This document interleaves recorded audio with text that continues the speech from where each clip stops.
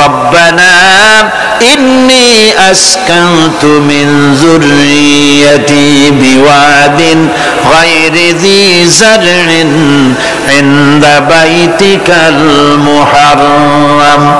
হায় আল্লাহ রাব্বুল আলামিন, আমি পানি এবং তরুলতাবিহীন এক মরুভূমির ভিতরে আমার বংশের একটি অংশকে এখানে রেখে গেলাম। তোমার ঘরের কাছে পুনর্বাসিত আমি তাদের কাছে, এই ঘরের কাছে, সম্মানিত ঘরের কাছে রেখে গেলাম। পরীক্ষায় তিনি পাশ করলেন।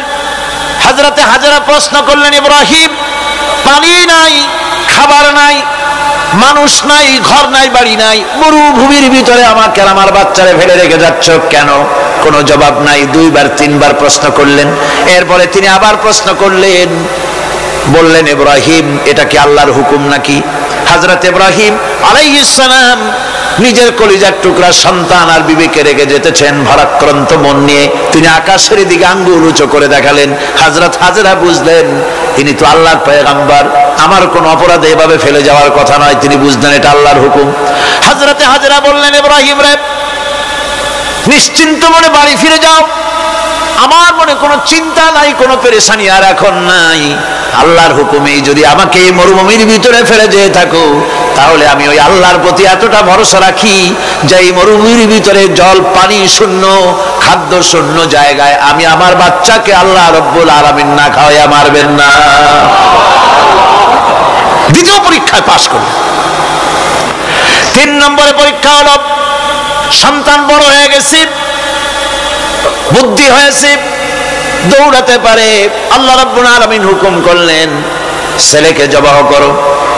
কত বড় আগুনের পরীক্ষা! কোরআন শরীফ বলছে, হযরত ইব্রাহিম আলাইহিস সালাম নিজের ছেলেকে ডেকে নিয়ে বললেন, ইয়া বুনাইয়া ইন্নী আরা ফিল মানামি আন্নী আযবাহুক ফানজুর মাযা তারা।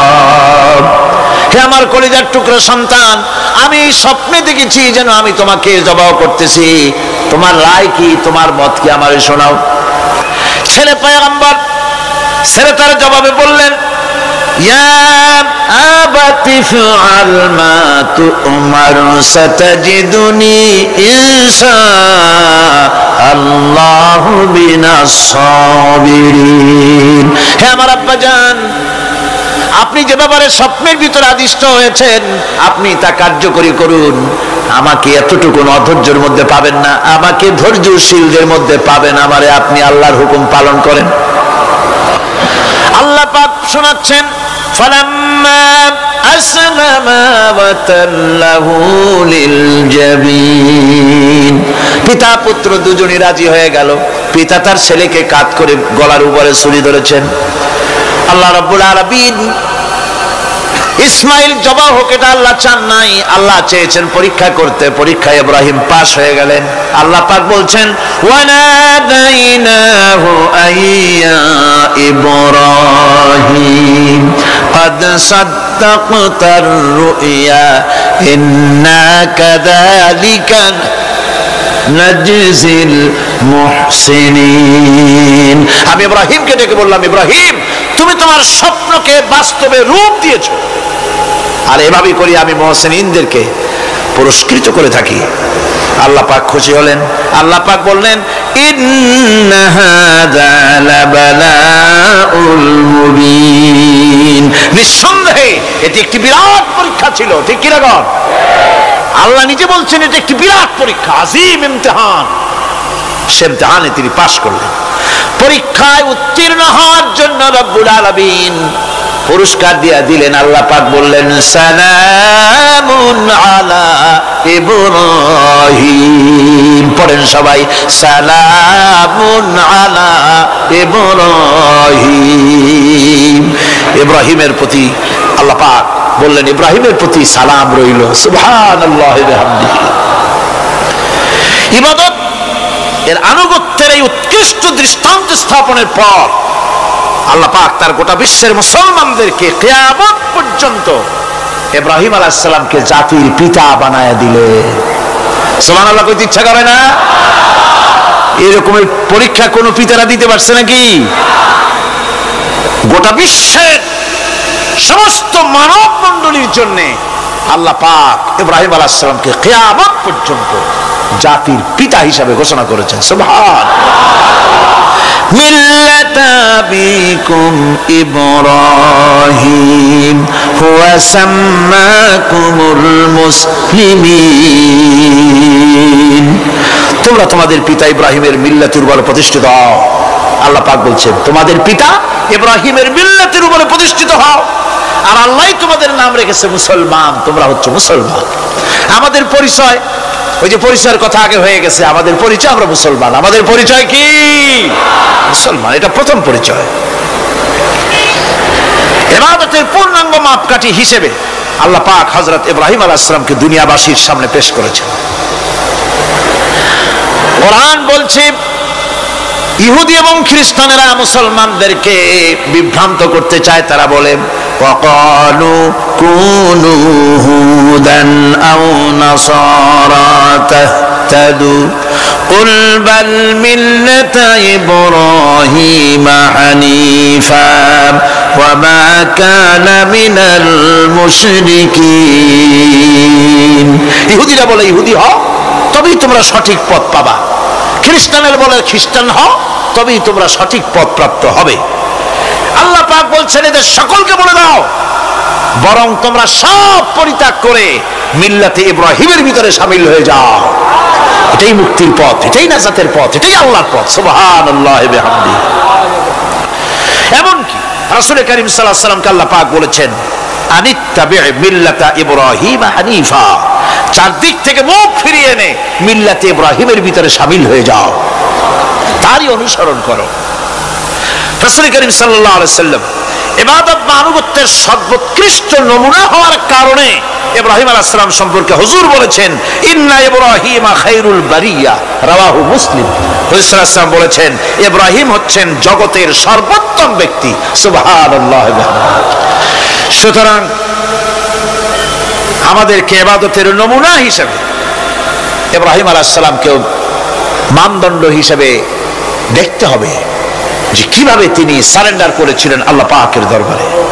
এখন আমি আপনাদের সামনে বলতে চাই মানুষের জীবনে সবচাইতে বড় দুটি চাহিদা আছে, একটা হচ্ছে খাদ্য আর একটা হচ্ছে নিরাপত্তা। একটা খাদ্য আর একটা কি? নিরাপত্তা। পেট ভরে খাইতে চাই আর চোর ডাকাতের উপদ্রব থেকে নিরাপত্তা পেতে চায়। আইন শৃঙ্খলা পরিস্থিতির উপরে যখন পার্লামেন্টে আলোচনা হচ্ছিল আমি তখন বলেছি মাননীয় স্পিকার, আমার দেশের সাধারণ ভোটারদের বড় কোনো আশা আকাঙ্ক্ষা নাই। তারা কোনোদিন বলে না যে আমাদের গুলশানে বাড়ি দিতে হবে সকলের, আমাদেরকে মঙ্গল গ্রহে অফিস বানায় দিতে হবে, পাঁচেরও গাড়ি দিতে হবে, এগুলি তারা দাবি করে না। যারা ভোট দেয়, কষ্ট করে, মিছিল করে, এই সাধারণ জনগণের দাবি হচ্ছে মিনিমাম দাবি, খুবই কম। তাদের দাবি হলো মোটা সুতার কাপড় চাই ইজ্জত ঢাকার জন্য, পেট ভরে খেতে চাই, পোলাও কোরমা বিরিয়ানির দরকার নাই, আর আশ্রয়ের জন্য ছোট্ট একটু ঘর চাই, চোর ডাকাতের উপদ্রব থেকে নিরাপত্তা চাই। কথা ঠিক কিনা? আমি বললাম স্পিকার সাহেব, আজ পর্যন্ত যতগুলি গভর্নমেন্ট এসেছে বাংলাদেশে, প্রত্যেকটি গভর্নমেন্ট আমার দেশের জনগণের এই ন্যূনতম দাবি, এই আশা পূরণ করতে ব্যর্থতার পরিচয় দিয়েছে। কেউ পারে নাই। যারাই গেছে তারাই তাদের নিজেদের আখের গোছাবার চেষ্টা করেছে। সব নিজেকে নিয়ে ব্যস্ত, নিজের লোকদের নিয়ে ব্যস্ত, জনগণ নিয়ে চিন্তা নাই। সুতরাং মানুষের চাহিদা হচ্ছে খাদ্য আর নিরাপত্তা। আমরা কি খাদ্য আর নিরাপত্তা সত্যি কি চাই? চাই। খাদ্য যদি চাই ক্ষুধার সময়, নিরাপত্তা যদি চাই ভীতির সময়, আল্লাহ রাব্বুল আলামিন বলেন কোন গভর্নমেন্ট দিতে পারবে না, দুনিয়ায় কেউ দিতে পারে নাই, পারবেও না। ক্ষুধার সময় যদি খাদ্য চাও, ভীতির সময় যদি নিরাপত্তা লাভ করতে চাও, তাহলে ফালইয়াবুদু রাব্ব হাযাল বাইত, এই ঘরের মালিকের ইবাদত কর। কোন ঘর? কাবা ঘর। বলেন কোন ঘর? কাবা ঘর। কাবা শরীফের মালিকের ইবাদত কর। তাহলে কি হবে? الذي أطعمهم من جوع وآمنهم من خوف। এই ঘরের মালিকের ইবাদত যদি করো তাহলে ক্ষুধার সময় তিনি তোমাদেরকে খেতে দিবেন, আর ভীতির সময় তিনি তোমাদের নিরাপত্তা দান করবেন। এ ওয়াদা কার? চিল্লায় বলেন ওয়াদা কার? আল্লাহ রাব্বুল আলামিনের বাণী, ফাইন্না মাআল উসরি ইউসরান ইন্না মাআল উসরি ইউসরা। আল্লাহ পাক বলেন, জেনে রাখো দুঃখ এবং কষ্টের সাথে রয়েছে সুযোগ আর সুবিধা, আর অসচ্ছলতার সাথে রয়েছে উদার সচ্ছলতা। জোরে কোন সুবহানাল্লাহ। কাজে ভয় পাওয়ার কারণ নাই, হতাশ হওয়ার কারণ নাই, মন আশায় বুক বেঁধে রাখো। গুনাহ করেছ, হতাশ হও না। যুবকদের গুনাহ করা স্বাভাবিক। ইউনিভার্সিটির ছাত্র, কলেজের ছাত্র, প্রফেসর, শিক্ষক, অফিসার ঘুষ খেয়েছেন, জিনা করা হয়েছে, মদ খাওয়া হয়েছে, মিথ্যা কথা বলা হয়েছে, যাই কিছু করেন না কেন ভয় পাওয়ার কারণ নাই, নিরাশ হওয়ার কোনো দরকার নাই। আল্লাহ পাক ডেকে বলেছেন, কুল ইয়া ইবাদিয়াল্লাযীনা আসরাফু আলা আনফুসিহিম লা তাকনাতু মির রাহমাতিল্লাহ। আরে আমার আল্লাহর মতো এত ভালো আর কেউ আছে? এত দরদ আর কারো আছে? আমার আল্লাহ বলেন, ও নবী আপনি শুনায় দেন, হে আল্লাহর বান্দারা, তোমরা যারা নিজেদের উপরে বাড়াবাড়ি করেছো, নিজেদের উপরে জুলুম করেছো, অত্যাচার করেছো, আমি আল্লাহর রহমত থেকে নিরাশ হয়ে যেও না। মানুষ যদি অপরাধ করে, বাপের সাথে অপরাধ করেছে, মায়ের সাথে অপরাধ করেছে, মা বাবা সন্তানের চাইতে এত বড় কল্যাণকামী তো আর কেউ নাই, কিন্তু মা বাবা কোনোদিন বলে না আয় আমার ছেলে তোরে মাফ করে দেই, এরকম বলে নাকি? মন চায় ছেলে যদি মাফ চাইতো খুশি হয়ে মাফ করে দিতাম, কিন্তু কেন যে আসে না, ডাকে না যে আয় মাফ করে দেই। মা বাপ আপনাকে এত ভালোবাসে, সেই মা বাপও আপনাকে বলে না যে আয় মাফ করে দেই। আমার আল্লাহ হচ্ছেন এমন আল্লাহ, আল্লাহ রাব্বুল আলামিন ডাকেন, এ বান্দা খুন করেছিস ফিরে আয়, জিনা করেছিস ফিরে আয়, হত্যা করেছিস ফিরে আয়, চুরি করেছিস ফিরে আয়, কুফরি করেছিস ফিরে আয়, সুদ খেয়েছিস, ঘুষ খেয়েছিস, মদ খেয়েছিস ফিরে আয়, এসে আমার দরবারে চোখের পানি ফেল, আমার দরবারে কাঁদাকাটি কর। ইন্নাল্লাহা ইয়াগফিরুয যুনুবা জামিআ ইন্নাহু হুয়াল গফুরুর রহিম। আমার দরবারে চোখের পানি ফেলে কান, আমি রব্বুল আলামিন জিন্দেগীর গুনাহ মাফ করে দেব। সুবহানাল্লাহ কর, সুবহানাল্লাহ কর। আমার কাছে কান, চোখের পানি ফেল। আল্লাহ রাব্বুল আলামিনের কাছে বান্দার দুইটা ফোঁটা বেশি প্রিয়। একটা হলো জিহাদের ময়দানে যে রক্ত ফোঁটা দেওয়া হয়, এটা আল্লাহর কাছে প্রিয়। আর আল্লাহর ভয়তে গুনার জন্য লজ্জা করে, অনুশোচনা করে বান্দা যখন চোখের পানি ছেড়ে দেয়, আল্লাহর কাছে এটা অত্যন্ত প্রিয়। নবীজি বলেছেন, বান্দা যখন গুনার ভয়তে, আল্লাহর ভয়তে, জাহান্নামের ভয়তে অনুশোচনা করে যখন চোখ দিয়ে পানি ছেড়ে দেয়, ওই চোখের পানি নাকের অর্ধেক আসতে না আসতে আল্লাহ রাব্বুল আলামিন বান্দারে মাফ করে দেন। আল্লাহ বরদাস্ত করতে পারেন না যে বান্দা কান্দু। আমার ভাইরা, আল্লাহ রহমত, এই পৃথিবীতে আল্লাহর রহমতকে 100 ভাগ করা হয়েছে। আল্লাহ রহমতের কত ভাগ? এই 100 ভাগের 1 ভাগ সারা পৃথিবীতে ছড়াই দেওয়া হয়েছে। আর 99 ভাগ কার কাছে? আল্লাহর কাছে।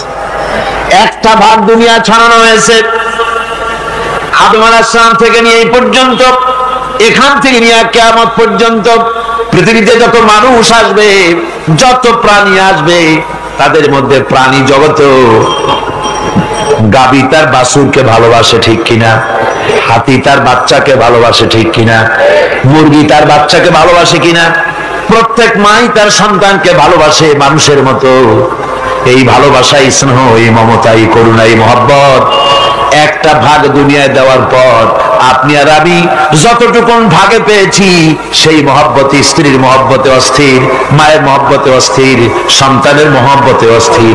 এখন চিন্তা করেন, একটা ভাগ সারা পৃথিবীতে বিতরণ করার পর যেটুক পেয়েছি তাতে যদি এত মহব্বত হয়, তাহলে এর 99 ভাগ মহব্বত যে আল্লাহর কাছে জমা আছে, এই বান্দার জন্য তার কত মহব্বত, এই বান্দার জন্য কত করুণতা, কত মহব্বত, কত দয়াতা।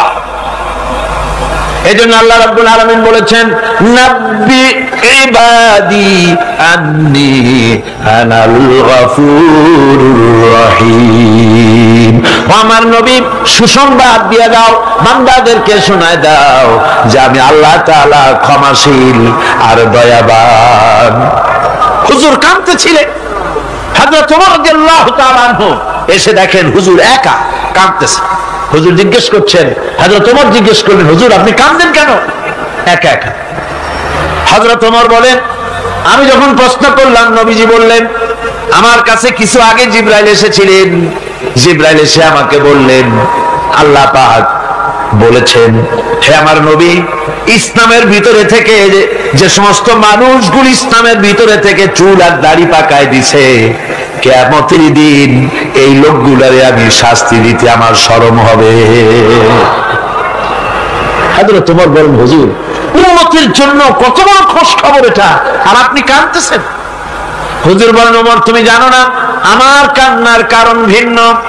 আমার কান্নার কারণ হলো যে আল্লাহ রাব্বুল আলামিন কিয়ামতের দিন দাড়ি চুল পাকা বান্দারে শাস্তি দিতে শরম করবেন। সেই দাড়ি চুল পাকা বান্দাগুলি আল্লাহর সাথে নাফরমানি করতে শরম করে না। আমি এই লজ্জায় কাঁদতেছি।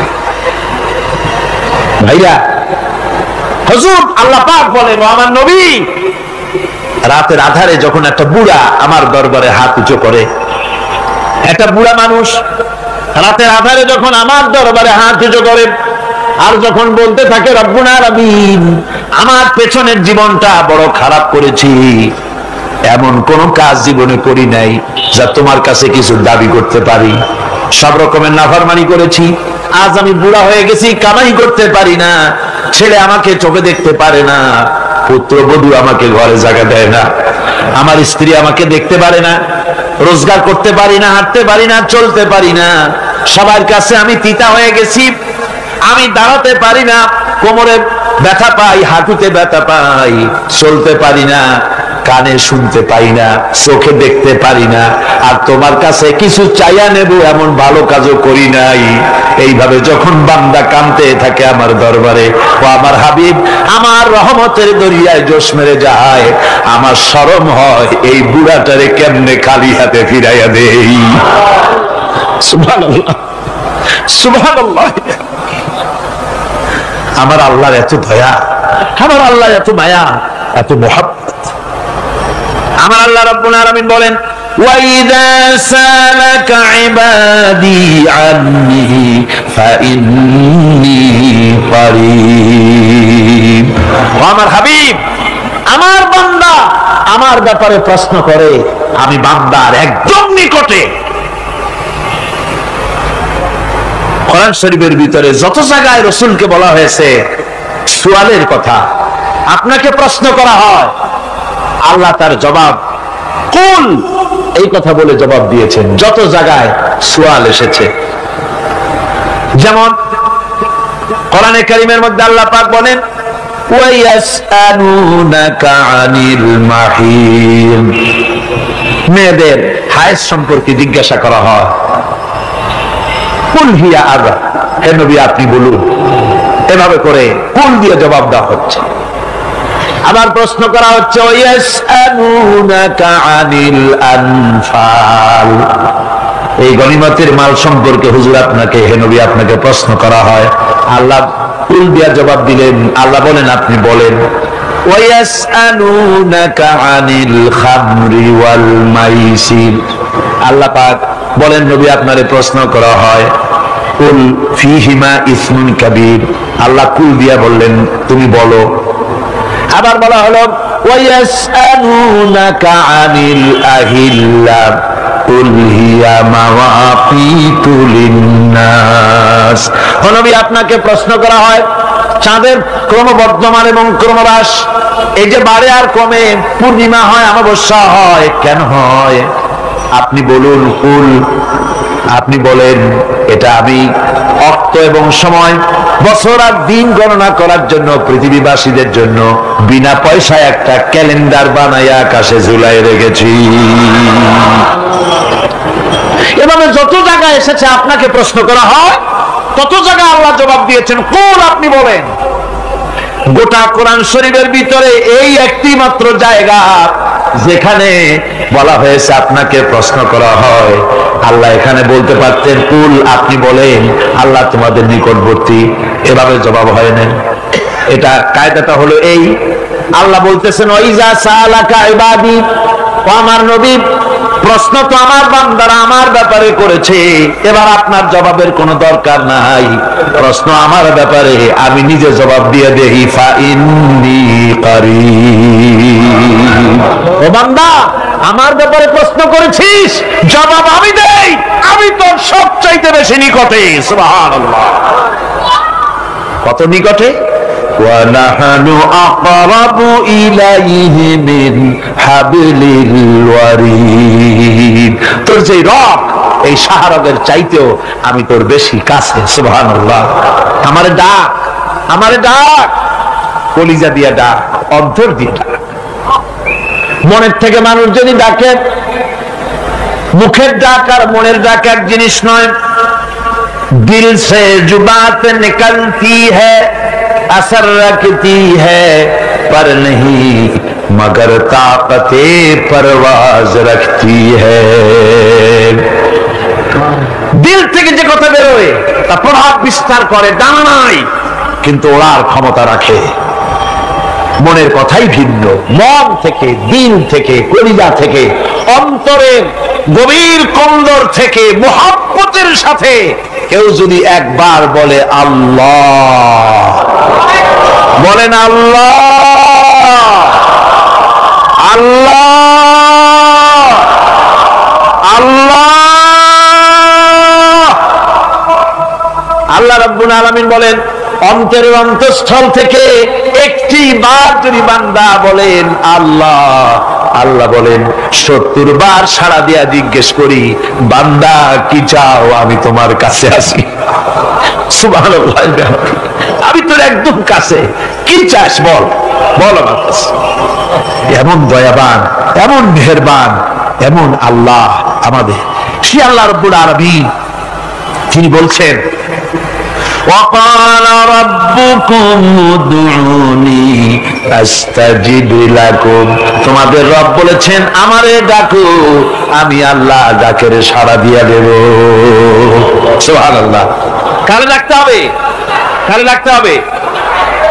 এই বিশাল জনসমুদ্র একদিকে চিল্লা কোন কারে ডাকতে হবে? কোন পীর সাহেবকে নয়, আল্লাহর কসম কোন খাজা বাবাকে নয়, ডাকতে হবে কারে? চিল্লা এখন কারে? ওয়াকালা রাব্বুকুম উদউনি, তোমার রব তোমাকে বলতেছে আমারে ডাকো, আস্তাজিব লাকুম, আমারে ডাকবে আমি সাড়া দিয়ে দেব। সুবহানাল্লাহ। আল্লাহকে ডাকেন, কি চাই আপনার বলেন, কি চাই? আল্লাহর কাছে চান, আল্লাহ দিয়ে দিবে। দেওয়ার জায়গা আল্লাহর কাছে চাইবেন, আল্লাহ দিবেন। দেওয়ার জায়গা, চাওয়ার জায়গা হলো সেজদায় পড়ে যাবেন। আমার ভাইয়েরা, জায়গাটা চিনাই দিলাম। মাজারে যাওয়া লাগবে না, কবরে যাওয়া লাগবে না। 2 রাকাত নামাজ পড়ে সেজদায় পড়ে গিয়া যত বিপদ আছে, মুসিবত আছে, সেজদার মধ্যে চোখের পানি ছেড়ে দেন আর কেন্দে কেন্দে জীবনের কথা বলেন। আল্লাহ রাব্বুল আলামিন আপনার আওয়াজ শুনবেন আর দোয়া কবুল করে নিবেন। কাঁদতে হবে আল্লাহর কাছে। কার কাছে? আল্লাহর কাছে। সুম্মা ইস্তাগফিরুল্লাহ, আর এরপরে সে যদি আমি আল্লাহর কাছে ক্ষমা চাই, ইয়াজিদিল্লাহ গফুরুর রহিমা, সে আমি আল্লাহকে গফুর এবং রহিম হিসাবে পাবে। সুবহানাল্লাহ। আল্লাহকে গফুর এবং রহিম হিসাবে পাওয়া যাবে। সব আল্লাহকে বলতে হবে, গুনাহ মাফ চাইতে হবে। এই জন্য হুজুর সাল্লাল্লাহু আলাইহি ওয়াসাল্লাম দৈনিক 100 বার তওবা করতেন। কোন হাদিসে আছে 70 বার, কোন হাদিসে আছে 100 বার তওবা করতেন। নামাজের পরে তো প্রত্যেক নামাজেই পড়তেন হুজুর, সালাম ফিরাতেন আর সাথে সাথে বলতেন আল্লাহু আকবার, আস্তাগফিরুল্লাহ, আস্তাগফিরুল্লাহ, আস্তাগফিরুল্লাহ। মনে থাকবে আপনাদের? মনে থাকবে? সালাম ফিরাইয়া কি বলবেন? না, সালাম ফিরাবার সাথে সাথে বলবেন আল্লাহু আকবার, তারপরে পড়বেন আস্তাগফিরুল্লাহ, আস্তাগফিরুল্লাহ, আস্তাগফিরুল্লাহ। তওবা করবেন, আল্লাহর কাছে সবসময় গুনাহ মাফ চাইতে থাকবেন, বিনীত থাকবেন। আল্লাহকে পাওয়া যাবে, তাকে রহিম হিসেবে পাওয়া যাবে। সুতরাং ঈমান বিল্লাহ, আল্লাহর প্রতি ঈমান আনলে পরে চতুর্থ নম্বরের যে উপকারটা হবে সেটা হলো হতাশায় ভুগবে না, নিরাশায় ভুগবে না, আশায় বুক বেঁধে উঠবে, ঈমান মজবুত হবে, আল্লাহর কাছে মানুষ বিনয়ী হয়ে যাবে। এবার পঞ্চম নম্বরের উপকার আমি বলছিলাম, ঈমান বিল্লাহ, আল্লাহর প্রতি ঈমান আনলে পরে অসংখ্য উপকার হয়, অসংখ্য বৈশিষ্ট্যের আছে। এর 6টা উপকারের কথা আমি বলবো। কয়টা? অসংখ্য উপকারের ভিতরে প্রধান 6টি উপকারের কথা বলবো। এর বললাম কয়টা?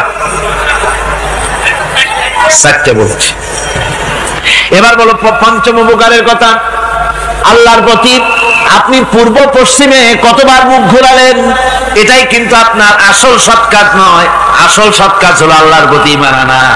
এই ঈমানের ব্যাপারে 3টা দিন আমরা পার করে দিলাম, এখনো কথা শেষ হয় নাই। আল্লাহর প্রতি ঈমান আনলে পরে যে উপকারটা হবে পঞ্চম নম্বরে, সেটা হলো কঠোর এবং কঠিন বিপদের ভিতরে বান্দার ভিতরে অবিচলতা এবং ধৈর্যের সৃষ্টি হয়ে যাবে। আলহামদুলিল্লাহ। কঠিন বিপদ মুসিবত আসলে পরে সে অবিচল থাকবে। সারা দুনিয়ার বিপদ আপদ, শত্রুতা, দুঃখ, কষ্ট, মুসিবত, জুলুম, নির্যাতন সবকিছু পাহাড়ের মতো উঁচু হয়ে তাকে ঘিরে ফেলবে, কিন্তু তাকে এক চুলও নাড়াতে পারবে না। আলহামদুলিল্লাহ। সারা পৃথিবী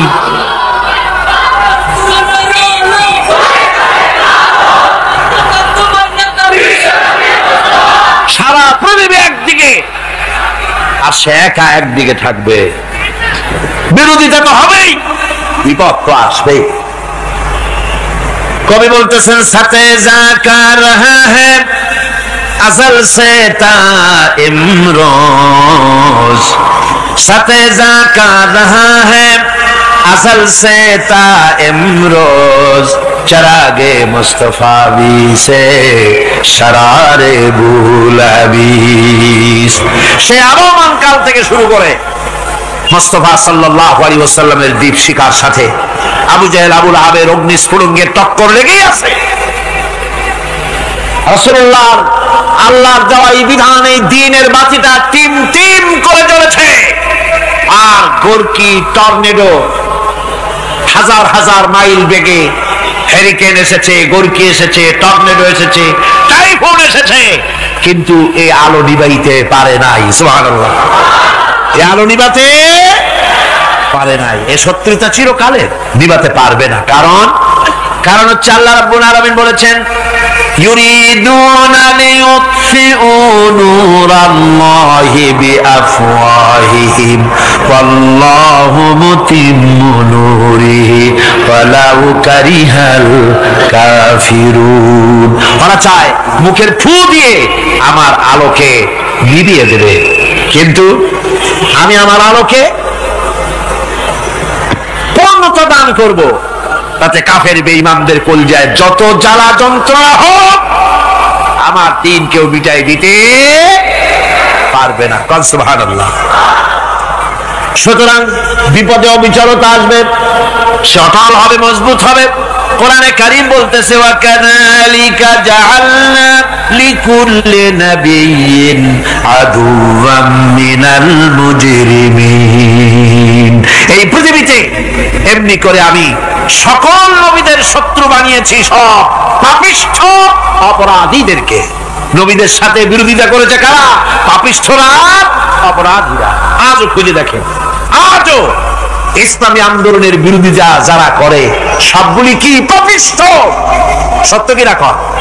ইসলামী আন্দোলনের বিরোধিতা যারা করে হিসাব করে, চোখ দিয়ে টাকায় দেখেন, খুঁজে দেখেন তাদের নামগুলি।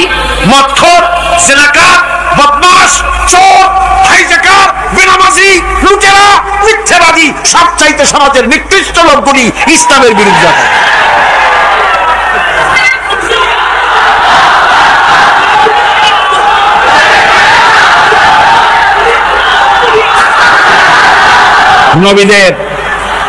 নবীদের শত্রু আল্লাহ বলেন সব যুগে নবীদের সাথে শত্রুতা করেছে পাপিষ্ঠরা। আল্লাহর কথা, কার কথা? সকল যুগে নবীদের সাথে শত্রুতা করেছে পাপিষ্ঠরা, নিকৃষ্ট ধরনের অপরাধীরা। সুতরাং নবী রাসূলদের অবস্থা যখন এই, তখন দ্বীনের দাওয়াত যারাই দেবে তাদের কিসমত এরকম হবেই। এই বাধার মোকাবেলা তাদেরও করতে হবে। এই যে বাধাটা আসে, এই যে মারে, অপরাধ কি? এই যে তারা চোর বা ডাকাত যাদের মারা হয়, আল্লাহ রাব্বুল আলামিন বলেন অপরাধ হলো ওয়ামা নাকামু মিনহুম ইল্লা আইয়ুমিনু বিল্লাহিল আজিজিল হামিদ। অপরাধ হচ্ছে ঈমানদার লোকদের উপরে নির্যাতন চালিয়েছে, অন্য কোনো কারণে নয়।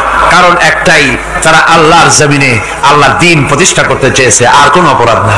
জমিন আল্লাহর, জমিন কার? এই বিশাল জনসমুদ্র গর্জে উঠুন একযোগে বলুন জমিন কার? আইন চলবে কার? এখানেই সংঘর্ষ বেঁধেছে আবহমান কাল ধরে। মানুষ অত্যাচারিত হয়েছে, সাহাবায়ে কেরাম অত্যাচারিত হয়েছেন। বুখারী শরীফের হাদিসে এসেছে রাসূল করিম সাল্লাল্লাহু আলাইহি ওয়াসাল্লামের কাছে হযরতে খাব্বাব গিয়ে উপস্থিত হয়েছিলেন। হযরতে খাব্বাব বলেন, হাদিসটা এভাবে লেখা হয়েছে বুখারীতে, ওয়ান খাব্বাব বিন আলিদ রাদিয়াল্লাহু তাআলা আনহু قال شكونا إلى رسول الله صلى الله عليه وسلم وهو متوسد بردة له في ظل الكعبة। রাসূলুল্লাহর কাছে গেলাম, কাবা শরীফের কাছে গিয়ে দেখি নবীজি একটা চাদর গায়ে দিয়ে তিনি আরাম ফরমাচ্ছিলেন কাবা শরীফের ছায়ায়। সেখানে গিয়ে বললাম, আলা তাস্তানসিরু লানা আলা তাদউ লানা ইয়া রাসূলুল্লাহ, হে আল্লাহর রাসূল, আপনি কি আমাদের জন্য আল্লাহর কাছে দোয়া চাইবেন না? আপনি কি আল্লাহর কাছে আমাদের জন্য সাহায্য চাইবেন না? আমাদের লোকগুলিকে, মুসলমানগুলিকে মারতে মারতে তো শেষ করে ফেলে দিল। তারা আমাদের সুমাইয়াকে মারলো, আমাদের খাব্বাবকে উটের সাথে পায়ের দড়ি লাগায় টানলো, আমাদের খোবায়েবকে তারা আগুনের উপরে চিৎ করে শোয়ায় রাখলো, না খায় রাখতেছে, মারতেছে, কষ্টে তো শেষ হয়ে গেলাম। হুজুর, আপনি কি আমাদের জন্য দোয়া করবেন না? হাদিস শরীফে এসেছে নবীজি উঠে বসলেন সোজা হয়ে। নবীজি বলেন, ও আমার সাহাবী, ও খাব্বাব, শোনো, তোমাদের আগে এই পৃথিবীতে যারা দ্বীনের দাওয়াত দিতে এসেছিলেন তাদেরকে সমকালীন রাষ্ট্র শক্তি, সমাজ শক্তি তাদেরকে ধরতো।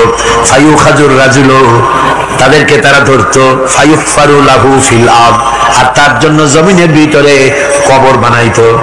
ওই কবর ফায়ুজালু ফিহা, ওই কবরের ভিতরে তাকে কোমর পর্যন্ত গেড়ে দিত।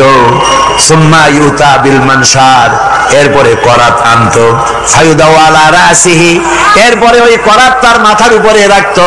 ফায়ুজালু নিসফাইন, এরপরে করাত দিয়া চিরে জীবিত মানুষটারে দ্বিখণ্ডিত করে ফেলে দিত। মা ইয়াসুদ্দুহু যালিকা আন দীনিহি, ও আমার খাব্বাব, এত কষ্ট দেওয়ার পরেও সেই যুগের কোন মুসলমানকে, দ্বীনের দায়ীদেরকে আল্লাহ দ্বীন থেকে এক চুলো তারা সরাই দিতে পারে নাই, এক চুলো সরাতে পারে নাই। ওয়াল্লাহি, ও খাব্বাব, আমি আমার আল্লাহর নামে কসম করে বলছি, লা ইউতাম্মান্নাল্লাহু হাযাল আমরা হাত্তা ইয়াসিরা আর-রাকিবু মিন সানা ইলা হাযরামাউত। আমি কসম করে বলি, আল্লাহ রাব্বুল আলামিনের এই সানা থেকে হাজারামাত পর্যন্ত লোকেরা যাতায়াত করবে, সুন্দরী রমণীরা গমন করবে, সদাগরেরা যাতায়াত করবে, টাকা নিয়া পয়সা নিয়া যাতায়াত করবে।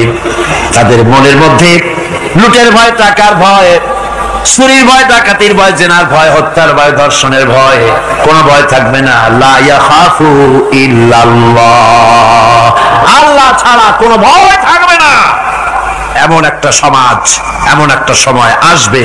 ওয়ালাকিন্নাকুম তাস্তাজিলুন, অথচ খুব তাড়াহুড়ো তোমরা করতেছো। তাড়াহুড়ো করো না, সময় আসবে ইনশাআল্লাহ।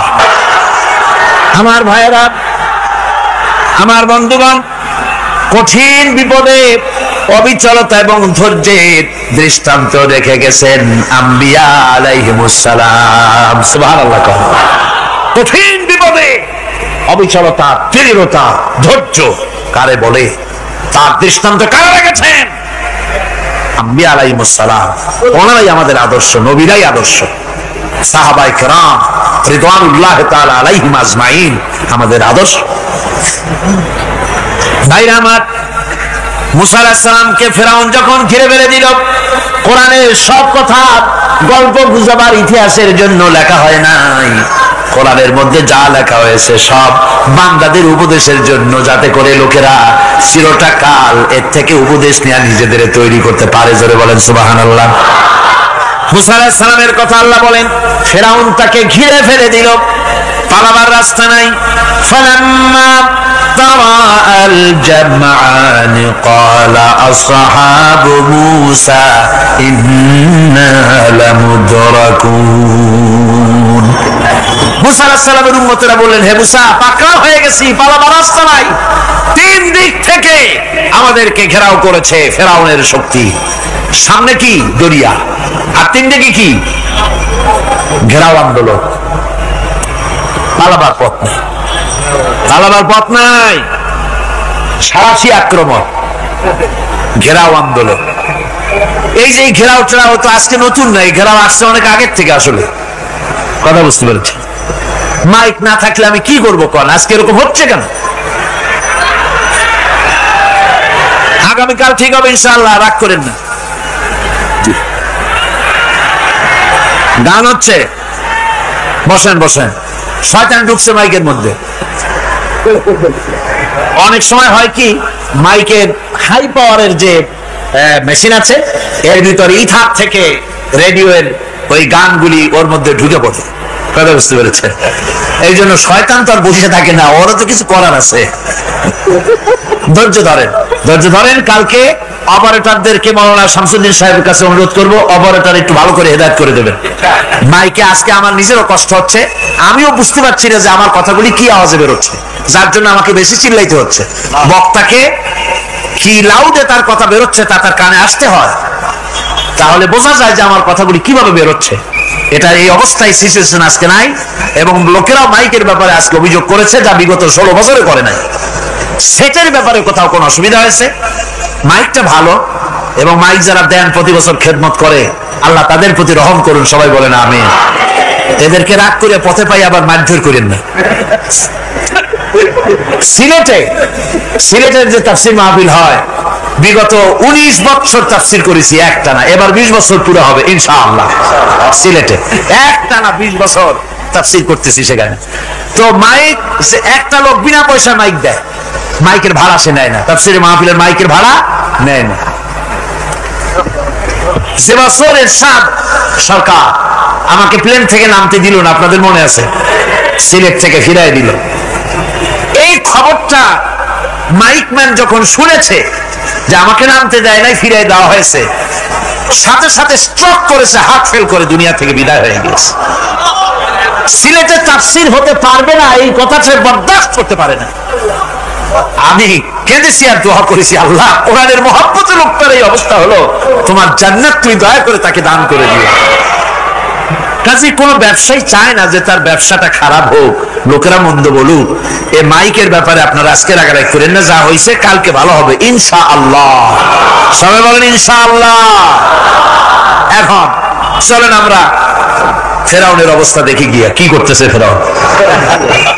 মুসা আলাইহিস সালামকে ঘেরাও করে ফেলেছে, পালাবার উপায় নাই। একদিকে দরিয়া, তিন দিকে ফেরাউনের শক্তি। এই যে ঘেরাও টেরাও, মানে নতুন তো না, ধর্মঘট নতুন না, এ পুরানো জিনিস। এই পৃথিবীতে সর্বপ্রথম ধর্মঘট কিসের উপরে হয়েছে জানেন? এই পৃথিবীর প্রথম ধর্মঘট হয়েছে পেঁয়াজ রসুন আর ডাইলের উপরে। মুসা আলাইহিস সালামের জামানায় লান নাসবিরা আলা তাআমিন ওয়াহিদ, আমরা এক রকমের খাদ্য আর খাবো না, আমাদের পেঁয়াজ দেওয়া লাগবে, ডাল দেওয়া লাগবে, রসুন দেওয়া লাগবে। সর্বপ্রথম ধর্মঘট হয় মুসা আলাইহিস সালামের জামানায়, সেখান থেকে শুরু হয়েছে। কিন্তু মশাল মিছিল যে আসলো কই থেকে এইটা আমি খুঁজে পাইনি। পরে প্রত্যেকটা জিনিসের ইতিহাস আছে, আমি খুঁজতে খুঁজতে পেলাম। আমি জানি না এর ইতিহাস মূলে কোথায়, কিন্তু আমি যতদূর খুঁজে পাইছি সেটা হলো মশাল মিছিলের আবিষ্কার হয়েছে লঙ্কায় রাবণের সময়। হনুমানের লেজে আগুন দিয়া তারপরে লঙ্কা কাণ্ড ঘষালো, নামই আছে লঙ্কা কাণ্ড। হনুমানের লেজে আগুন দিয়ে রাবণ যে লঙ্কায় মশাল মিছিল করেছিল হনুমানদের দিয়া, ওই হনুমানের ওই সিস্টেমটা এখন আমাদের দেশে চালু আছে। এইটা আসলে কোন ভদ্রলোকের এই মিছিল হওয়া উচিত না। আগুন নিয়ে কিসের মিছিল? আগুন হলো জাহান্নামের প্রতীক। আগুন কিসের প্রতীক? জাহান্নামের প্রতীক। যদিও আমাদের উপকারে লাগে, কাজে লাগে। সুতরাং আমরা যা করব প্রত্যেকটা জিনিসের পেছনে সুন্নতে নববীর কোন না কিছু থাকতে হবে। কথা বুঝতে পেরেছেন? তিন দিক থেকে ঘেরা হয়ে গেছে, পালাবার কোন রাস্তা। হযরতে মুসা আলাইহিস সালামের কাছে উম্মতরা বললেন, পালাবার তো কোনো পথ নাই, এখন উপায়টা কি? আমাদের তো আর উপায় নাই। মুসা আলাইহিস সালাম দেখেন বিপদে পড়ে গেছেন, কিন্তু ধৈর্য হারান নাই, ভয় পান নাই। ভয় পাইছিলেন? ভয় পেয়েছেন? প্রশ্নই ওঠে না। মুসা আলাইহিস সালাম আল্লাহ পাক যাদেরকে বলেছেন উলুল আযম রাসূল, যাদের বলেছেন তার মধ্যে হযরত মুসা একদম উলুল আযম পয়গম্বর। চারটিখানি কথা না, আল্লাহ কথা বলছেন তার সাথে, কালিমুল্লাহ তিনি। সুবহানাল্লাহ। মুসা আলাইহিস সালাম শোনালেন, কাল্লা ইন্না মাইয়া রাব্বি সায়াহদিন। কখনো নয়, আমার উম্মতেরা ভয় পেও না, আমার রব অবশ্যই আমাকে পথ দেখাবে। সুবহানাল্লাহ। তিন দিক থেকে শত্রু, একদিকে দরিয়া, পালাবার কোন রাস্তা নাই। সেখানে দৃঢ়তার সাথে তিনি বলছেন, অবশ্যই আমার আল্লাহ আমারে পথ দেখাবে। সুবহানাল্লাহ। নবীরা এই দৃঢ়তা দেখিয়েছেন, অবিচলতা দেখাইছেন। আল্লাহ পাক মুসা আলাইহিস সালাম যখন এই দৃঢ়তা দেখালেন, এই অবিচলতা দেখালেন, সঙ্গে সঙ্গে জিবরাইল এসে হাজির হয়ে গেলেন। আল্লাহ পাক বলেন, ফাআওহাইনা ইলা মূসা আন আদরিব বিআসাকাল বাহরা ফানফালাকা ফাকানা কুল্লু ফিরকিন কাত্তাউদিল আযীম। মুসা আলাইহিস সালামকে আমি ওহী নাযিল করলাম, তাকে বললাম হাতে যে লাঠি আছে এই লাঠি দিয়ে আঘাত করো দরিয়ার উপরে। দরিয়ার উপরে আঘাত করলেন, একটা রাস্তা হয় নাই, 12টা রাস্তা তৈরি হয়ে গেল। আর দেওয়ালগুলা পাহাড়ের মতো উঁচা হয়ে গেল। দরিয়ার ভিতরে পাহাড়ের মতো উঁচা মজবুত 12টা রাস্তা। এবার মুসা আলাইহিস সালাম তার দলবল নিয়ে চললেন। আল্লাহ রাব্বুল আলামিন বলেন, وأنجينا موسى ومن معه أجمعين। মুসা এবং তার সাথী সঙ্গীদেরকে আমি পার করে দিলাম। মুসা আলাইহিস সালাম তার সাথী সঙ্গী নিয়ে যখন দরিয়ার মাঝখানে আসছে, ফেরাউন তার দলবল নিয়ে এসে গেছে। আসে দেখে নদীর মধ্যে রাস্তা। বাবা, উচ্চ কায়দা। ও মনে করছে ওর বাজানে তৈরি করা ডিস্ট্রিক্ট বোর্ডের রাস্তা। ওর লোকজন নিয়ে নেমে গেছে দরিয়ার ভিতরে, ও আসছে মাঝখানে, মুসা আলাইহিস সালাম চলে গেছেন ওপার, দরিয়া পার। মাঝখানে যখন এসে গেল, আল্লাহ রাব্বুল আলামিন পানিকে অর্ডার করলেন কুন। আল্লাহ তো বটন টেপা লাগে না, মুখ দিয়া কোনো হুকুম করা লাগে না, শুধু বলেন কুন। যে ব্যাপারে কুন বলেন ফায়াকুন, সাথে সাথে হয়ে যায়। আল্লাহ বললেন কুন, আর অমনি রাস্তা বন্ধ হয়ে গেল। এবার তুফান শুরু হয়েছে নদীতে, ঢেউর উপরে ঢেউ, মৌজুন কাল জিবাল, পাহাড়ের মতো। উঁচু হয়ে হয়ে ঢেউ আসতেছে, দলবল ঘোড়া আর অস্ত্রপাতি যা ছিল সব মরিয়া শেষ। এবার ফেরাউন একা উপরে ওঠে আর নিচে নামে, পানি খেতে খেতে পেটের কাম সারা, জনমের খাওয়া খাইছে পানি, এখন জান যা, বাঁচবার আর উপায় না, বাঁচবার আর উপায় নাই। ফেরাউন তার নিজের জীবন সম্পর্কে হতাশ হয়ে গেল। এবার ফেরাউন বলতেছে, আমানতু আন্নাহু লা ইলাহা ইল্লাল্লাযী আমানাত বিহি বানু ইসরাঈল। আমি ঈমান আনলাম, আমি ঈমান আনলাম আল্লাহ ছাড়া কোন ইলাহা নাই, ওই আল্লাহর উপর ঈমান আনলাম যে আল্লাহর উপর ঈমান এনেছে বনি ইসরাঈলেরা। আল্লাহ যাতে ঠিক পায় যে কোন আল্লাহর উপর ঈমান আনছে, বনি ইসরাঈলের আল্লাহর উপর ঈমান আনলাম। আল্লাহ এই তো মুসলমান হয়ে গেছি, এরপরও আমার সুবাও কেন? আল্লাহ রাব্বুল আলামিন জবাবে বলেন, আল আন, এখন وَقَدْ عَصَيْتَ قَبْلُ وَكُنْتَ مِنَ الْمُفْسِدِينَ। এখনই ঈমান আনার কথা বলছো, অথচ যুগের পর যুগ, বছরের পর বছর ধরে আমার মানুষের উপরে মন গড়া আইন চালায়েছো, আমার পয়গম্বরের সাথে বেয়াদবি করেছো। আজ তোমাকে আমি ছাড়ছি না, তোমাকে আজকে ছেড়ে দেব না, আমি তোমাকে মারব। আর সমস্ত প্রাণীগুলিকে, স্থলচর প্রাণীগুলিকে আল্লাহ পাক অর্ডার দিয়া দিলেন, এই ফেরাউনের লাশকে ডুবাবি না, পচাবি না, খাবি না।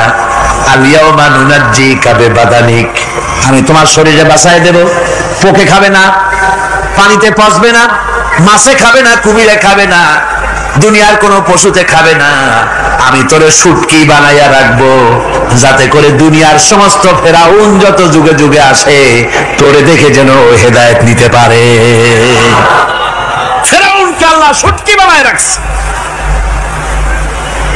আমি ফেরাউনদের লাশ দেখেছি ব্রিটিশ মিউজিয়ামে, এরকম তো একটা না, অনেকগুলা, আসলটারে অবশ্য দেখিনি।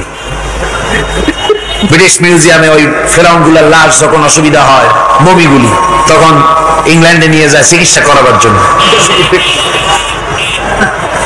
চোখ টোক আছে গর্তের ভিতরে, তারপরে চামড়া টামড়া হাড়ের সাথে মিশানো, ওইভাবে চেহারা দেখলে মনে হয় যে সত্যি ফেরাউনি গুলা।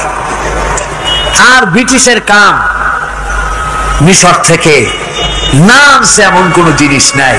আমি সেখানে এক বক্তৃতা বলছিলাম, আপনারা এদের এখন সভ্য, এদের এখন ভদ্র, এরা হলো ইন্টারন্যাশনাল সোর,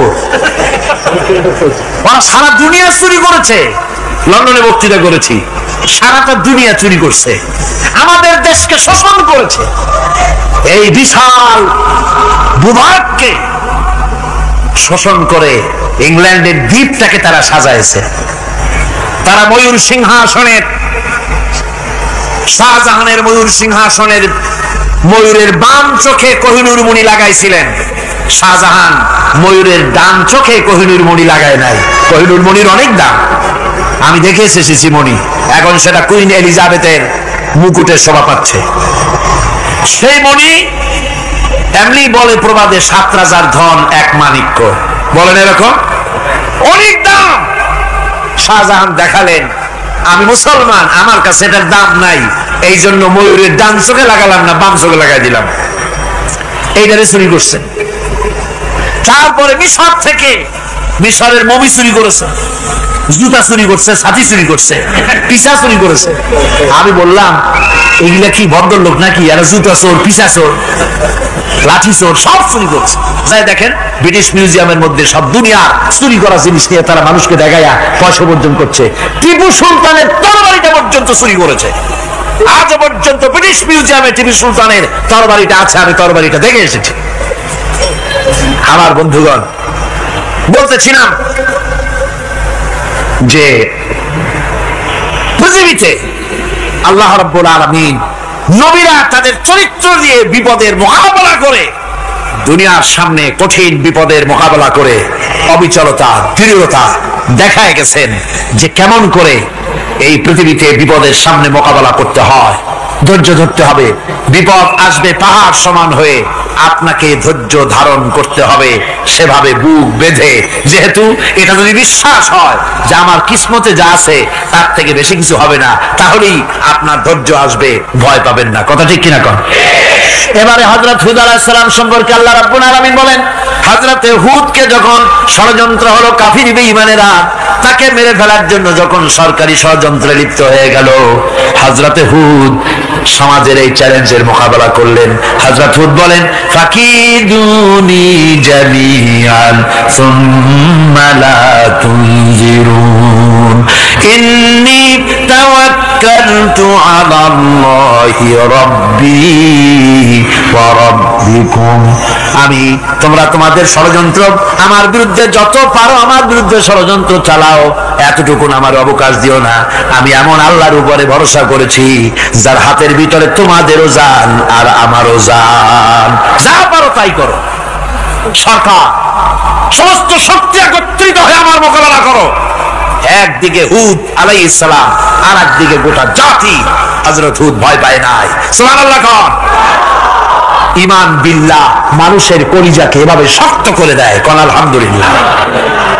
এবারে এই বিপদের, কঠিন বিপদের মোকাবেলা করে আমার রাসূল যে প্রমাণ দিয়া গেলেন, আমার রাসূল যে কঠিন বিপদের মোকাবেলা করলেন, ভাইরা আমার, হিজরতের রাতে সওর পাহাড়ের ভিতরে যখন তিনি আশ্রয় নিলেন, হযরতে আবু বকরের সাথে ছিলেন। হযরতে আবু বকর রাদিয়াল্লাহু তাআলা আনহু বলেন, হুজুর আপনি দাঁড়ান, এটা তো পাহাড়িয়া গুহা, গুহার ভিতরে সাপ থাকতে পারে, বিচ্ছু থাকতে পারে, আমি আগে ঢুকি, বিপদ যদি হয় আমার উপর থেকে হয়ে যায়। গুহার ভিতরে নেমে গুহা সাফ করলেন। এরপরে হুজুরকে ডাকলেন, হুজুর তাশরীফ নিলেন গুহার ভিতরে।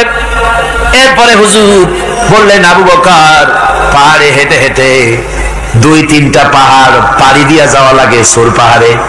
মদিনার সোজা রাস্তা হুজুর ধরেন নাই, মেসফালার পথ দিয়া জাবালে কেদোয়ার উপর দিয়া 3টা পাহাড় পাড়ি দিয়া তারপরে হুজুর গেলেন সোর পাহাড়ে। গুহার ভিতরে হুজুর তাশরীফ নিলেন। বললেন, আবু বকর তুমি বসো, তোমার উরুর উপরে মাথা রেখে আমি একটু আরাম করি। হযরতে আবু বকর বসলেন, হুজুর তার উরুর উপরে মাথা রেখে ঘুমায় গেলেন। আর এরপরে কাফির বেঈমানেরা তালাশ করতে করতে কাফেররা এসে গেল পায়ের চিহ্ন দেখে দেখে গর্তের কাছে। হযরত আবু বকর ভয়তে কেঁদে ফেললেন, আরে আর তো উপায় নাই, এবার তো ধরা পড়ে গেছি, এবার নবীজিকে মেরে ফেলে দেবে। নবীর মহব্বতে, নিজের মহব্বতে নয়, নবীর মহব্বতে কাঁদতেছিলেন। হুজুর বলেন, হুজুরের ঘুম ভেঙে গেল। বলো, আবু বকর কাঁদো কেন? ছেলের কথা, মেয়ের কথা, বিবির কথা, বাড়ির কথা মনে পড়লো নাকি?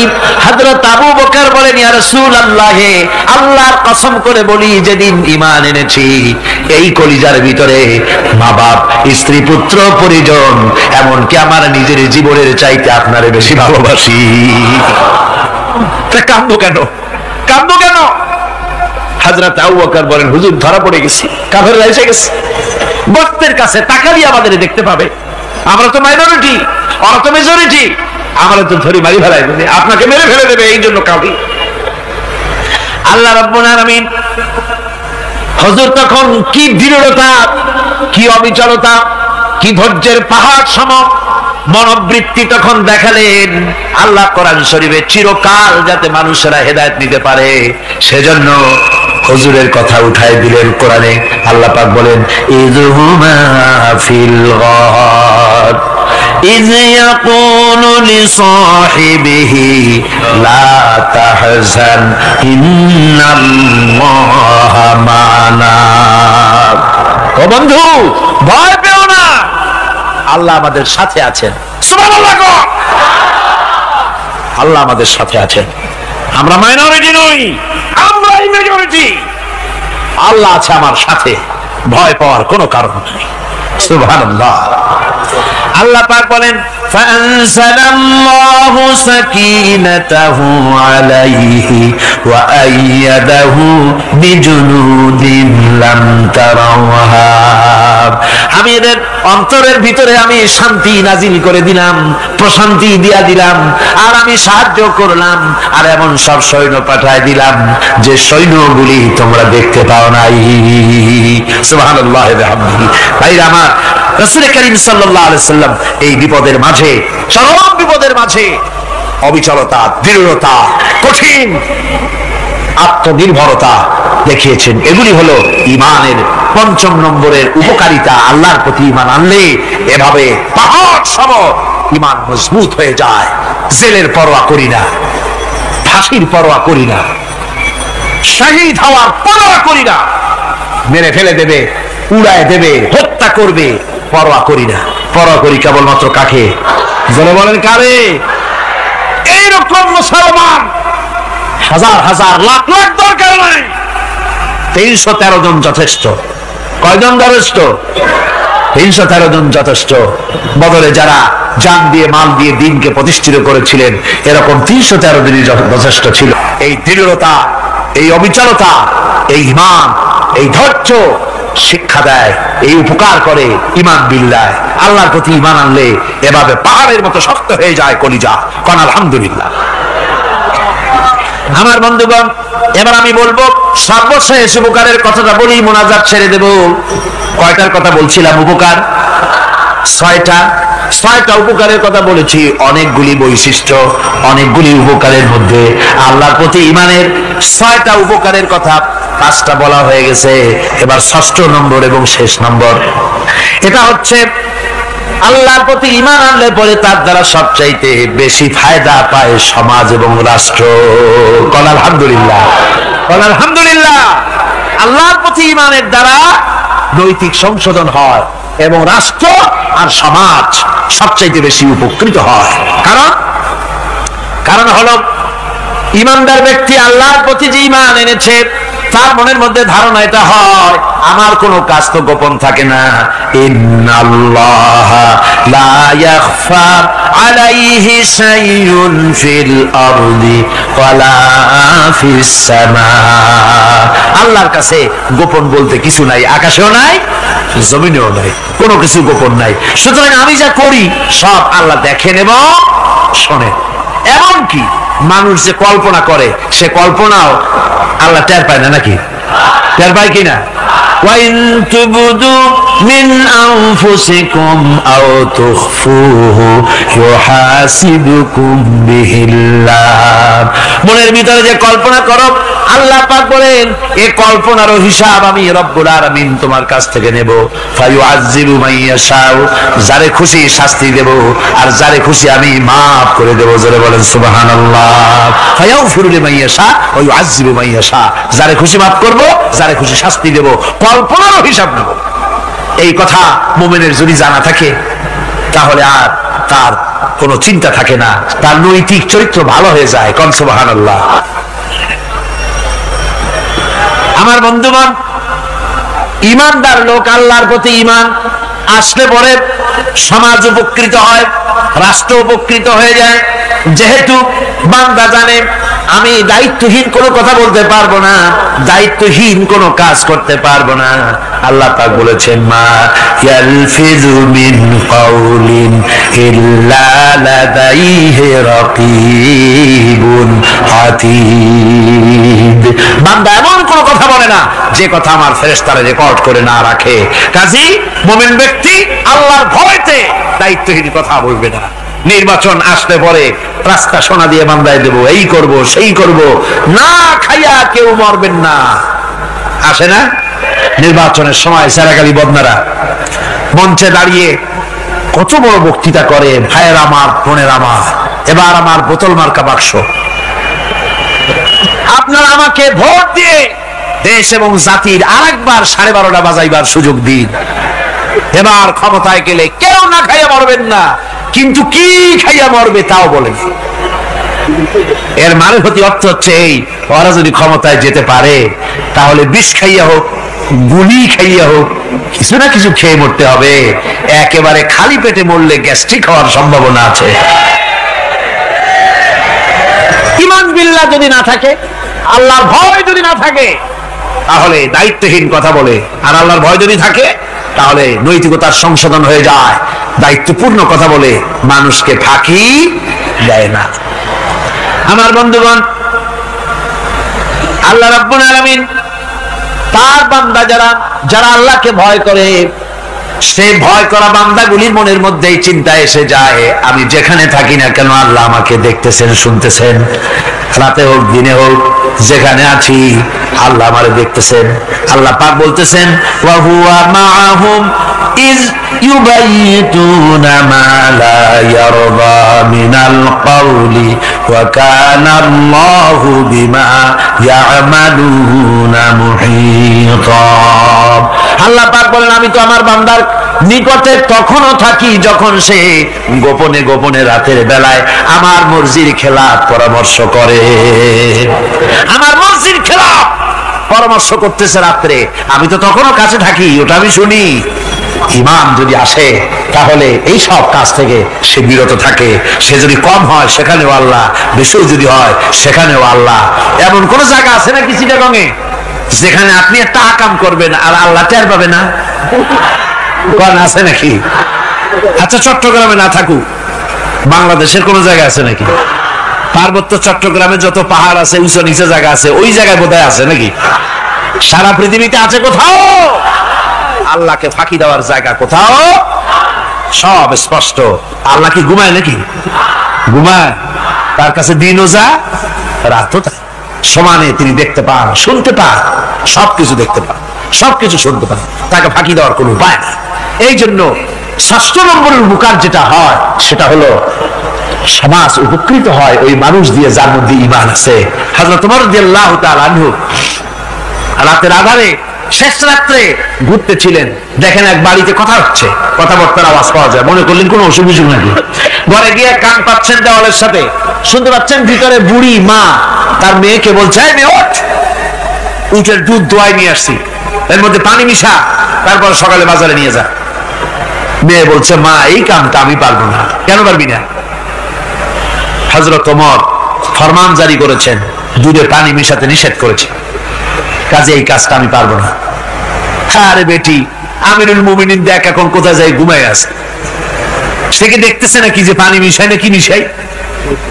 মেয়ে বলতেছে, মা আমিরুল মুমিনিনকে ফাঁকি দেওয়া যেতে পারে, তার পুলিশ বাহিনীকে ফাঁকি দেওয়া যেতে পারে, কিন্তু আল্লাহ রাব্বুল আলামিনের চোখকে ফাঁকি দেওয়া যাবে না। হযরত ওমর এই কথা শুনে বাড়ি চলে গেলেন আর নিজের ছেলেকে ডেকে বললেন, ছেলে আমার, অমুক জায়গায় একটা বাড়ি আছে, সেখানে একটা যুবতী মেয়ে আছে, ওই মেয়েটার বিয়ে হয়েছে কিনা শোনো, যদি বিবাহ না হয়ে থাকে তুমি তোমার নিজের বিয়ের প্রস্তাব দাও। আমিরুল মুমিনিন এই মেয়েটা সুন্দরী কেমন, স্বাস্থ্য কেমন কিছুই দেখলেন না, দেখলেন তাকওয়া। কি দেখলেন? আল্লাহর ভয়। আল্লাহর ভয় যখন একটা জাতির মধ্যে আসে, পুলিশ লাগে না, পুলিশের কাজ কমে যায়। 60,000 সৈন্য তাদের অশ্ব নিয়ে, তাদের উষ্ট্র নিয়ে, তাদের মালপত্র নিয়ে, জিহাদের সামান নিয়ে শ্রাবণীর খরস্রোতা নদী, উত্তাল তরঙ্গমালায় ভরা নদীর উপর থেকে এই সাহাবীরা পাড়ি দিয়ে ওপার চলে গেলেন। ওপার যাওয়ার পরে হযরতে সাদ বলছেন, তোমাদের কেউ কি হারায় গেছে নাকি? সবাই এদিক ওদিক তাকায়, খুব করে বলল, মানুষ তো দূরের কথা, একটা উট আর ঘোড়াও একটাও হারায় যায় নাই। একজন বলল, আমার একটা পেয়ালা, যে পেয়ালা আমি পানি পান করতাম, সেই পেয়ালাটা তুফানে ছিটকে কোথায় চলে গেছে, ওইটা হারায় গেছে। হযরতে সাদ বলেন, মুজাহিদের কোন জিনিস তরিয়া নিতে পারে না, অবশ্যই তা ফেরত আসবে। এই কথা তিনি বলতেছিলেন, হঠাৎ করে দরিয়ার কিনারে একটা আওয়াজ হলো, দেখা গেল তুফানের ভিতরে সেই হারানো বাটিটা তাদের মধ্যে বেরিয়ে এসেছে। আল্লাহু আকবার! মুজাহিদদেরকে সাহায্য করেন স্বয়ং আল্লাহ রাব্বুল আলামিন। আফ্রিকার জঙ্গলের কাছে ভিন্ন ইতিহাস, জঙ্গলের কাছে মুসলমানদেরকে থাকতে দেওয়া হয়েছিল। মনে করা হয়েছিল জঙ্গলের সমস্ত হিংস্র প্রাণীরা এই মুসলমানদের শেষ করে দেবে, যুদ্ধ করা রাখবে না। হযরতে সাদ সে অবস্থা বুঝতে পারলেন, তিনি একটা মঞ্চ তৈরি করলেন। সেই মঞ্চের উপরে দাঁড়ায় জঙ্গলের প্রাণীদের দিকে লক্ষ্য করে তিনি নোটিশ জারি করে দিলেন, বললেন, ইয়া আইয়াতুহাল হাশারাতু ওয়াস-সিবাউ নাহনু আসহাবু রাসূলুল্লাহ সাল্লাল্লাহু আলাইহি ওয়াসাল্লাম। হে জঙ্গলের হিংস্র প্রাণীরা, আমরা আল্লাহ রাসূলের সাহাবী, ফাইন্না নাজিলুনা ফামান ওয়াজাদনা বাদাহু কাতালনাহু। আমরা রাসূলের সাহাবী, এইখানে আল্লাহর দ্বীনকে কায়েম করার জন্য আমরা এসেছি আল্লাহর কলেমার আওয়াজ নিয়ে।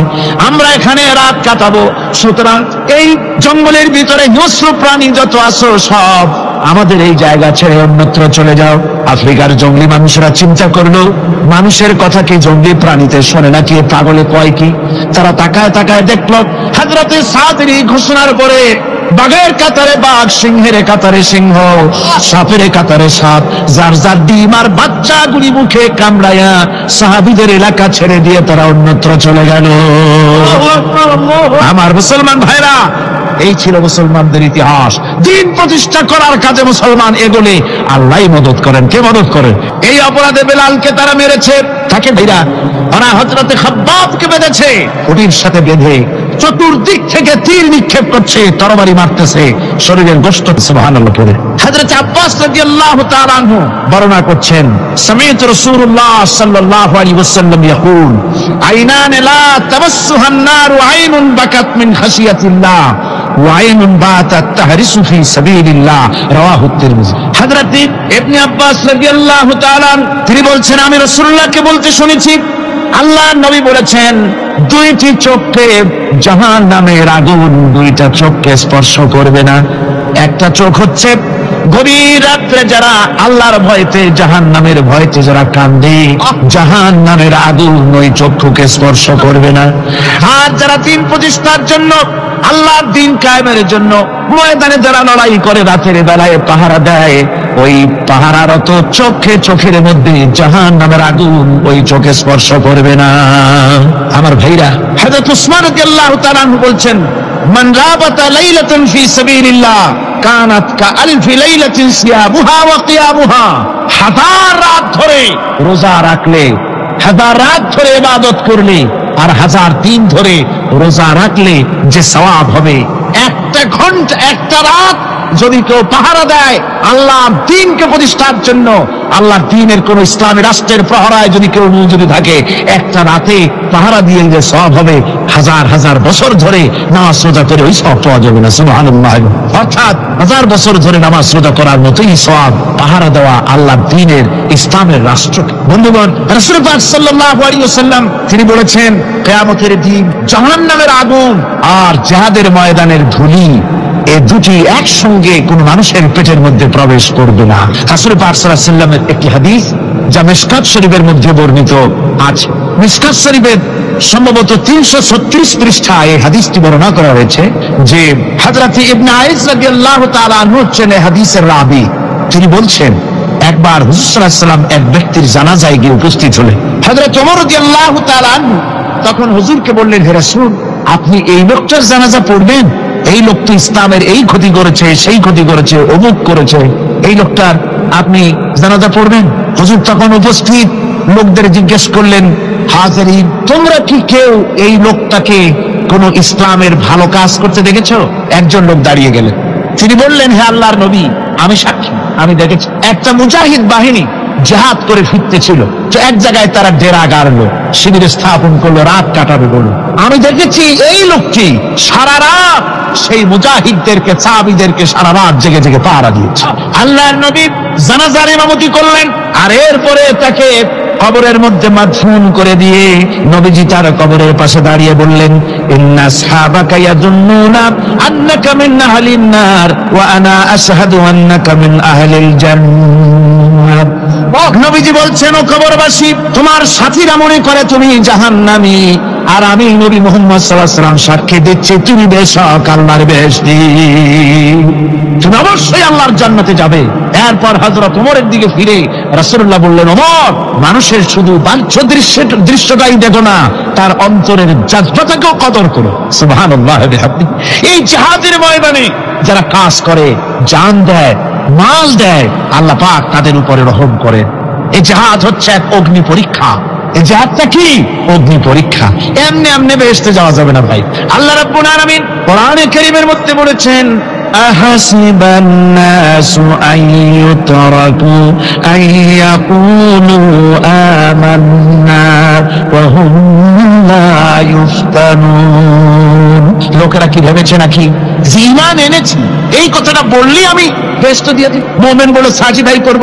না, যখনই তারা বলবে আমি মুমিন, আমি তখন তাকে অবশ্যই পরীক্ষা করব, এই পরীক্ষায় তাকে পাশ করতে হবে। কোরআনে কারীমে আল্লাহ রাব্বুল আলামিন অনেক জায়গায় এই কথাগুলি বলেছেন। এমনি এমনি ছেড়ে দেওয়া হবে না, আমি অতীতের লোকদেরকেও পরীক্ষা করেছি, তোমাদেরকেও পরীক্ষা করব, পরীক্ষা না দিয়ে কেউ তোমরা বেহেশতে যেতে পারবে না, এই জমিনে তোমাদের আগুনের পরীক্ষা দিতে হবে। পয়গম্বরেরা কষ্ট করেছেন, সাহাবায়ে কিরাম কষ্ট করেছেন। আল্লাহ রাব্বুল আলামিন তিনি বলছেন আম হাসিবতুম আন তাদখুলুল জান্নাতা ওয়া লাম্মা ইয়াতিকুম মাসালুল লাযীনা খালাউ মিন ক্বাবলিকুম মাসাতুহুমুল বাসাউ ওয়াদ-দাররাউ ওয়া যুলজিলু হাত্তা ইয়াকুলার রাসূলু ওয়াল্লাযীনা মা'হু মাতা নাসরুল্লাহ আলা ইন্না নাসরাল্লাহি করিব। আল্লাহ রাব্বুল আলামিন বলেন, তোমরা কি মনে করেছো যে তোমরা বেহেশতে প্রবেশ করবে, অথচ তোমাদের পূর্বে যারা এই পৃথিবীতে এসেছিল তাদেরকে আমি যেমন পরীক্ষা করেছি ওরকম পরীক্ষা এখনো তোমাদের উপরে আসে নাই, ওরকম বিপদও আসে নাই, মুসিবতও আসে নাই। এমন বিপদ এসেছিল নবীদের উপরে, সাহাবায়ে কিরামদের উপরে, যে বিপদে মানুষ চচ্চরিত হয়ে গিয়ে নবী এবং তার সাথী সঙ্গীরা একথা তারা মুখ থেকে বেরিয়ে গেছে, মাতা নাসরুল্লাহ, আয় আল্লাহ তোমার মদদ কখন আসবে, তোমার মদদ কখন আসবে, মার খেতে খেতে তো শেষ হয়ে গেল। এইভাবে যখন মার আসে চতুর্দিক থেকে আর মুমিনেরা ময়দানে পা জমায়ে টিকে থাকে দিন প্রতিষ্ঠার জন্য, আল্লাহ তখন খুশি হয়ে এক সময় ঘোষণা করে দিবেন, আলা ইন্না নাসরাল্লাহি করিব, আর দেরি নাই, আমার মদদ আমার সাহায্য তোমাদের জন্য অবধারিত। সুবহানাল্লাহ। আমার ভাইরা, বিষয়টা সহজ নয়। শুধু দুইটা সেজদা দিয়া, শুধু তাহাজ্জুদের কিছু নামাজ পড়িয়া আল্লাহর জান্নাতে যাওয়া এত সহজ নয়, রাস্তা খুব কঠিন, রাস্তা খুব। ये शहादत गाहे उल्फत में कदम रखना, ये शहादत गाहे उल्फत में कदम रखना, लोग समझते हैं आसान है मुसलमान होना। এটা হলো শাহাদাতের উত্তপ্ত ময়দানে পা রাখা। লোকেরা মনে করে ইসলাম গ্রহণ করা, মুসলমান হওয়া বুঝি বড় সহজ ব্যাপার। এত সহজ না। আমরা হানফি মাসলাকের লোক, ইমাম আবু হানিফার মাসলাক অনুযায়ী চলি। আমরা মনে করি বেহেশতে এমনি যাব, কিন্তু আমাদের ইমাম সাহেব কি করছেন ওই ইতিহাস আমাদের জানান। খাজা বাবার মহব্বতে অস্থির। রজব মাস আসলে পরে বড় বড় ডেক্সি চড়ায়, সেই ডেক্সির উপরে লাল শালু বিছায়, তারপরে টাকা পয়সা রোজগার বহুত করে। আসলে তো খাজা না, আসলে হচ্ছে ইয়া খাজা কুস্তু আজা, পেট তো ভরে যায়। পেট ভরার জন্য পয়সা করে ইনকাম করা। খাজার লা ইলাহা ইল্লাল্লাহ এই চিশতিয়া তরিকার জিকির গ্রহণ করা হয়েছে, কিন্তু চিশতিয়া তরিকা যে আরেকটা আছে, কারাগার পর্বতে পৃথিবীরাজের সঙ্গে লড়াই করা, সেইটার কাছে নেই আমরা, সেটা। ইমাম আবু হানিফা শুধু মস্তাই বলেন নাই, দিন প্রতিষ্ঠার জন্য রক্ত দিয়েছে, ঠিক কিনা? 8টি বছর পর্যন্ত কারারুদ্ধ ছিলেন। তাকে জিজ্ঞেস করা হয়েছে, ইমাম সাহেব জেলের মধ্যে তো আছেন, কষ্ট হয়? ইমাম সাহেব বলেছেন, না কষ্ট হয় না, তবে মাঝে মাঝে একটু কষ্ট হয় মনে। 2-4 মাস পর পর আমার বুড়ি মাকে এনে হাজির করা হয় জেলখানার মধ্যে, আর আমার মায়ের সামনে আমাকে পেটানো হয়, যেন মা আমাকে বলে এদের সাথে একমত হয়ে যা, সেই জন্য পেটানো হয়। আমার মা আমার মায়ের দেখে আর মায়ের চোখ থেকে পানি পড়তে থাকে, তখন আমার মনে বড় কষ্ট লাগে। তবে আলহামদুলিল্লাহ মা আমার এমন, আমার মা দেখেন আর হজম করেন। সর্বশেষ যে ব্যক্তি জাহান্নাম থেকে মুক্তি লাভ করবে তাকে আল্লাহ পাক বলবেন, ফেরেশতাদেরকে বলবেন, আমার ফেরেশতারা আমার এই বান্দাকে জান্নাত এবং জাহান্নামের মাঝখানে রেখে দাও। জান্নাত এবং জাহান্নামের মাঝখানে লোকটি যখন থাকার জায়গা পাবে, সে জান্নাতের দিকে তাকায়া দেখবে আর কাঁদতে থাকবে। আল্লাহ পাক জিজ্ঞেস করবেন, বান্দারে যুগের পর যুগ ধরে জাহান্নামে কেঁদেছ, আমি রব্বুল আলামিন জাহান্নাম মাফ করে দিয়া জান্নাত জাহান্নামের মাঝখানে রেখে দিয়েছি, আযাব থেকে তো বেঁচে গেছো, এখন কান্দো কেন? লোকটি বলল, রব্বুল আলামিন কান্দি এই কারণে, জাহান্নাম থেকে মাফ করেছো, তোমার শুকরিয়া আদায় করি। জান্নাত তো আমার কপালে নাই, কিসমতে নাই, কিন্তু জান্নাত আমি এখান থেকে দেখতে পাচ্ছি। জান্নাতের সুঘ্রাণ আমার নাকে আসতেছে, কপালে নাই যাওয়ার। আমি কাঁদি এই জন্য, তুমি যদি মেহেরবানি করে আমাকে জান্নাতের দরজার কাছে একটু দাঁড় করায় দিতা, প্রাণ ভরে তোমার জান্নাতের দৃশ্যটা একটু দেখতা। আল্লাহ পাক তার আরজি পূরণ করবেন, বলবেন যাও, ফেরেশতাদের বলবেন এর জান্নাতের দরজার কাছে দাঁড় করায় দাও। জান্নাতের দরজার কাছে দাঁড়িয়ে লোকটি আবার কান্না শুরু করবেন। আল্লাহ পাক প্রশ্ন করবেন, এবার কান্দো কেন? লোকটি বলবে, রব্বুল আলামিন, কান্দি এই কারণে, জান্নাতের এই দরজায় দাঁড়াইয়া জান্নাতের অফুরন্ত নেয়ামত কিছুই ভালো করে দেখা যায় না, শুধু অল্প জায়গা দেখি। যদি তুমি আমারে দয়া করে জান্নাতের মাঝখানে দাঁড় করায় দিতা, চতুর্দিকে তাকায়া তাকায়া দেখা কলিজারে ঠান্ডা বানাইতাম। তবে আমি ওয়াদা করি, জান্নাতের কোন নাজ নেয়ামত, কোন ফল আমি খাবো না, ধরবো না, সইব না। একটুখানি মেহেরবানি করে মাঝখানে দাঁড় করাইয়া দাও, জানদারে ঠান্ডা করি। আল্লাহ রব্বুল আলামিন ফেরেশতাদের বলবেন, আমার এই বান্দারে জান্নাতের মাঝখানে দাঁড় করাইয়া দে। আল্লাহর নবী বলেন, জান্নাতের মাঝখানে দাঁড়িয়ে লোকটি আগের চাইতে আরো জোরে চিৎকার মেরে কাঁদতে থাকবে। আল্লাহ পাক বলবেন, বান্দারে কি হলো তোর? দরজার কাছে আসতে চাইছিলে, আইনা দিলাম। আবার এবার মাঝখানে আসতে চাইছো, তাও এনে দিয়েছি। আবার কান্দো কেন? লোকটি বলবে, রব্বুল আলামিন, এবার কান্দি এই জন্যে, তুমি যখন দয়া করে একটিবার জান্নাতের মাঝখানে এনে আমাকে দাঁড় করায় দিয়েছ, তুমি রহমান রহিম গফুরুর রহিম, এই জান্নাত থেকে আবার আর বাইর করে দিও না। আল্লাহ রাব্বুল আলামিন বলবেন, ও আমার বান্দারে, আমার এই জান্নাত তোর খুব পছন্দ হয়েছে নাকি? লোকটি বলবে, রব্বুল আলামিন, কলিজা ঠান্ডা হয়ে গেছে, ভাবতেও পারি না এই জান্নাত এত সুন্দর। আল্লাহ পাক বলবেন, বান্দারে, এরকম একটি নয়, দুইটা নয়, তোর জন্য আমি 10টা জান্নাত এইরকম রিজার্ভ করে রাখছি। সুবহানাল্লাহ। আল্লাহ পাককে ভয় করে পৃথিবীর সমস্ত পাপ থেকে যারা নিজেকে রক্ষা করবে, আল্লাহ তাদের জন্য এই জান্নাত রেখে দিয়েছেন। সুবহানাল্লাহ।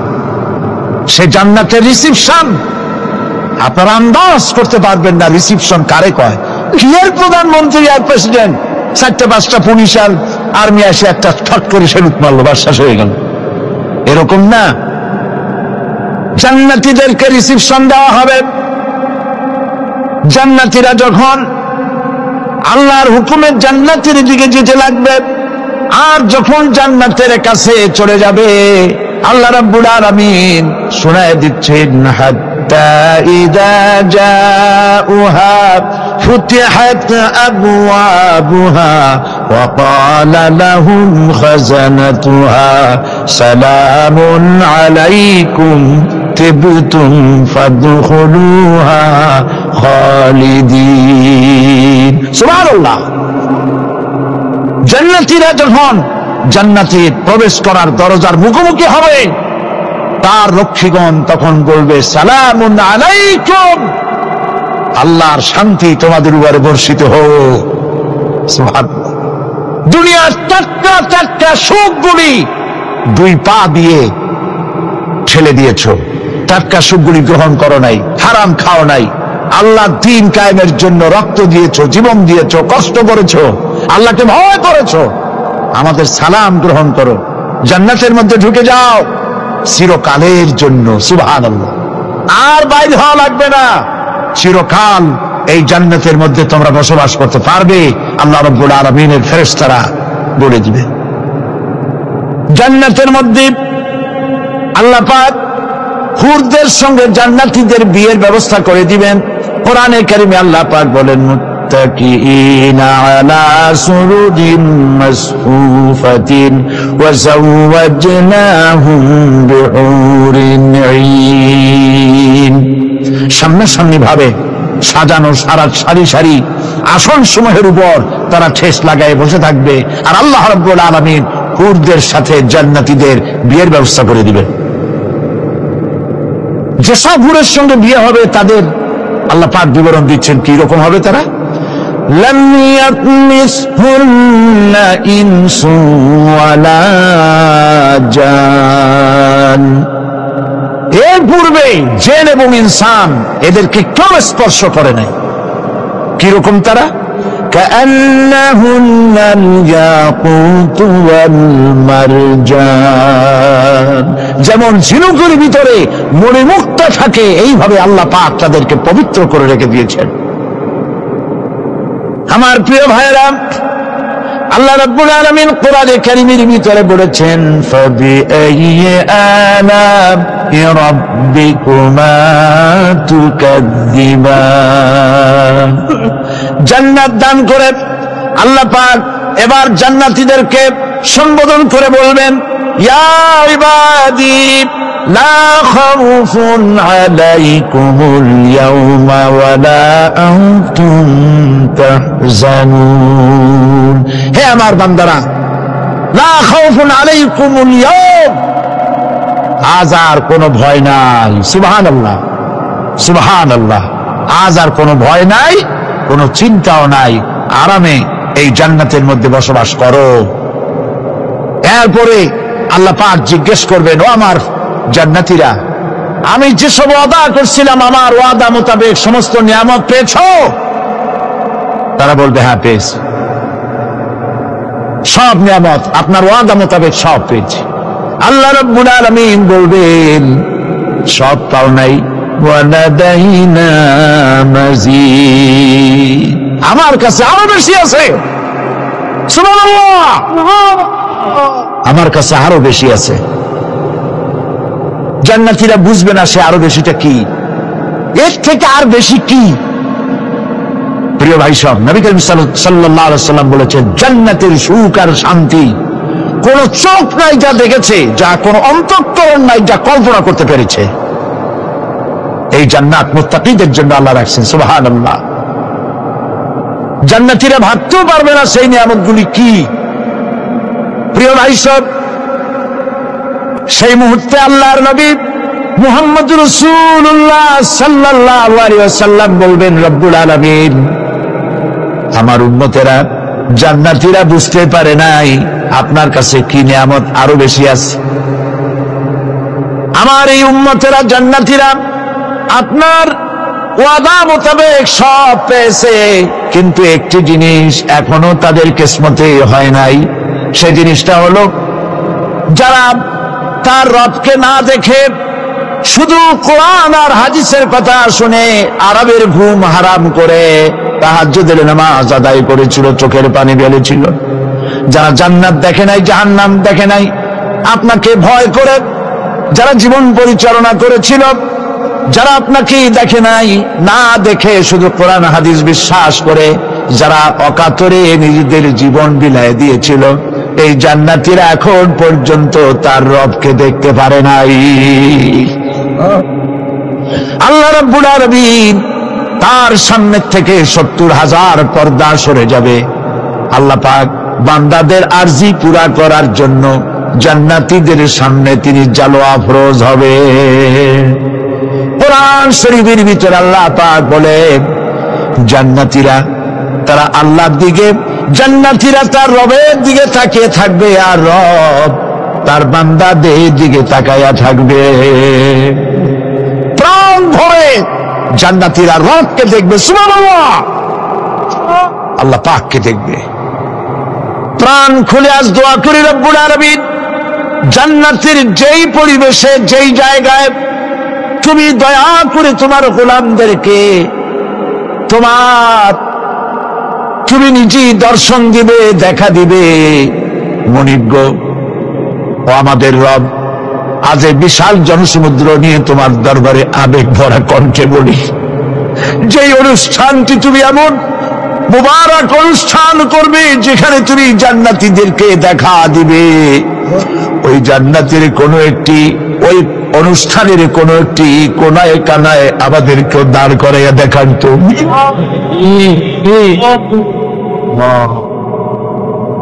ভাই সব, আল্লাহ রাব্বুল আলামিন মানুষের সামনে এত সব নিয়ামত রেখেছেন, এই জান্নাত দান করবেন।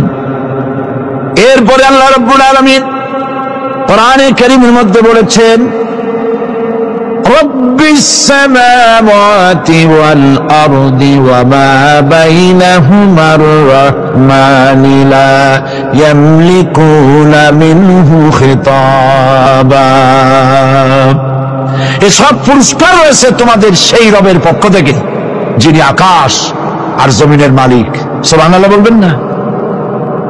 যার সামনে কথা বলার ক্ষমতা কারো হবে না। এটি একটি মারাত্মক কথা। কিয়ামতের দিন আল্লাহর দরবারে কেউ কথা বলতে পারবে না আল্লাহর নির্দেশ ছাড়া। একটি আকীদা পরিষ্কার করে নিয়ে যান আপনাদের। সে আকীদাটা এভাবে পরিষ্কার করুন, কোন পীর সাহেব, কোন খাজা বাবা, কোন মাওলানা, কোন মুহাদ্দিস, কোন বুজুর্গ আপনাকে সুপারিশ করতে পারবে না যদি না আল্লাহ পাক তাকে কথা বলার তৌফিক না দেয়। মনে থাকবে এটা। আয়াতুল কুরসির ভিতরে আমরা পড়ি, মান যাল্লাযী ইয়াশফাউ ইনদাহু ইল্লা বিইজনিহি।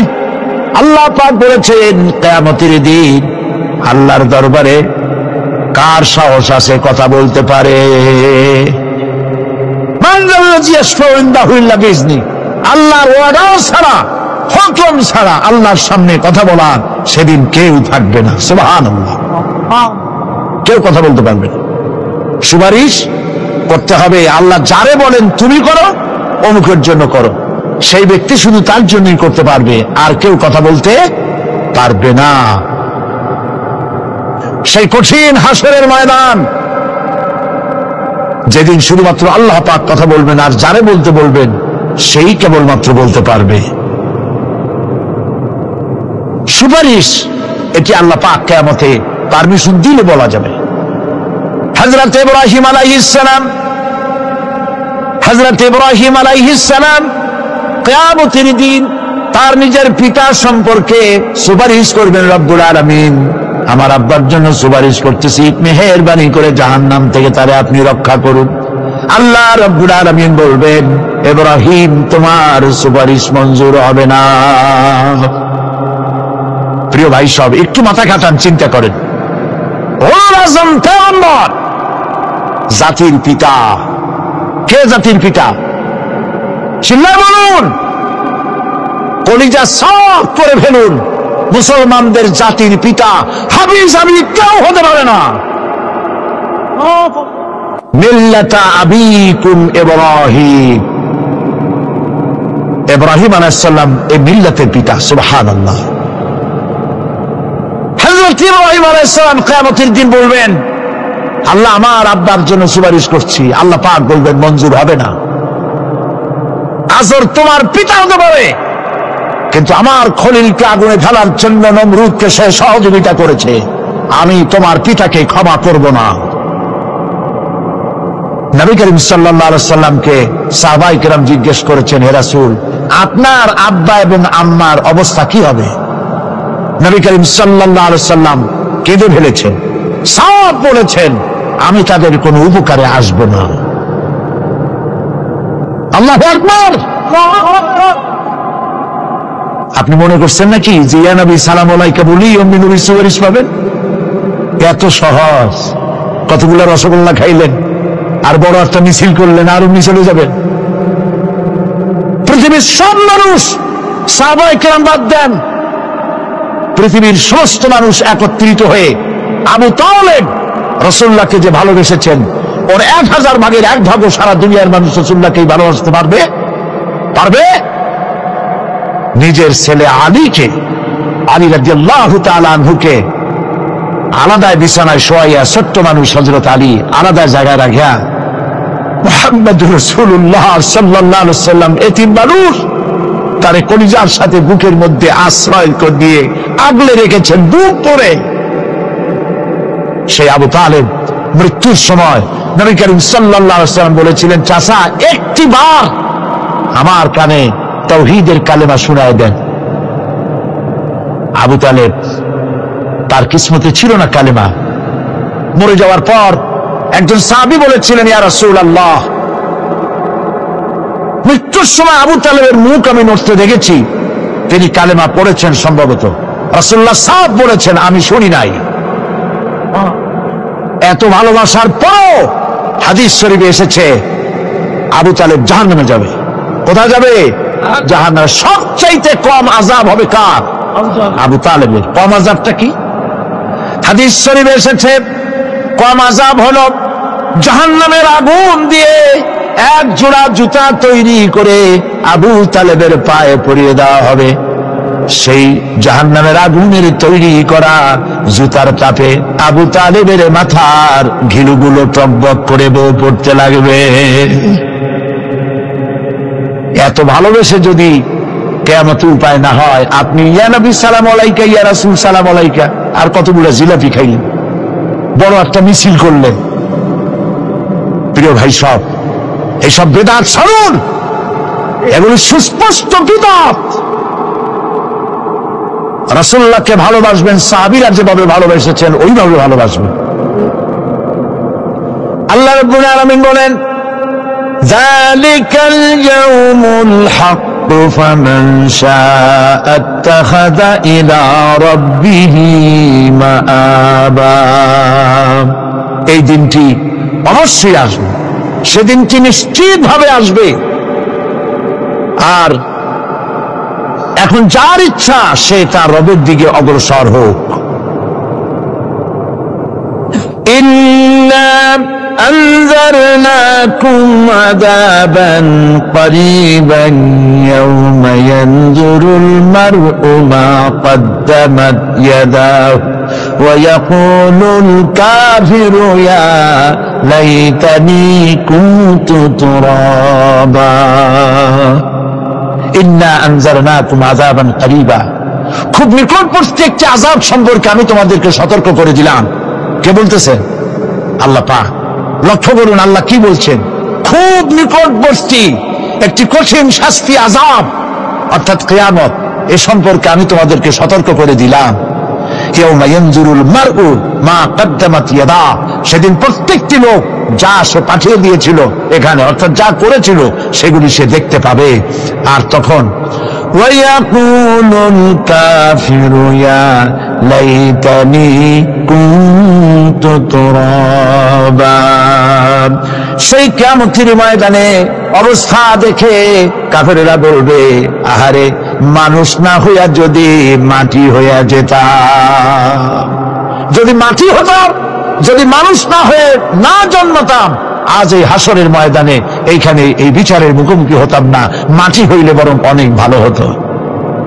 এই পৃথিবীতে আমরা এসেছি, চলে যাব, যাওয়ার আগে এই কোরআন একটি বিশাল জনগোষ্ঠী এমন বানাতে চেয়েছে যে জনগোষ্ঠী এই কোরআন দিয়ে একটি বিশাল সমাজ গড়বে, রাষ্ট্র গড়বে, এমন রাষ্ট্র গড়বে যেই রাষ্ট্রে দুঃখ থাকবে না, অশান্তি থাকবে না, যেখানে সুখ থাকবে, সমৃদ্ধি থাকবে, আর কিয়ামতের দিন আল্লাহর জান্নাতে তারা চলে যাবে। তেমন একটি সমাজকে আমরা চাই। সবাই বলেন, সেরকম একটি সমাজকে আমরা চাই। প্রিয় ভাই সব, কিয়ামতের দিন আমরা যেতে চাই জান্নাতে। কোথায় যেতে চাই বলেন? জোরে বলেন। এই জান্নাতে যাওয়ার জন্য দুইটা কাজ করতে হবে। কয়টা কাজ? আল্লাহ রাব্বুল আলামিন বলেন, ফামান কানা ইয়ারজু লিকাআ রাব্বিহি ফালইয়ামাল আমালান সালিহান ওয়া লা ইউশরিক বিইবাদাতি রাব্বিহি আহাদা। আল্লাহ পাক বলেন, যে বাজারা আমার সঙ্গে দেখা করতে চায় কিয়ামতে, দুইটা কাজ করা লাগবে। বলেন কয়টা কাজ? একটা হলো নেক আমল। কি আমল বলেন? নেক আমল। নেক আমল কারে বলে? নেক আমল করতে হলে আবার দুইটা শর্ত লাগে।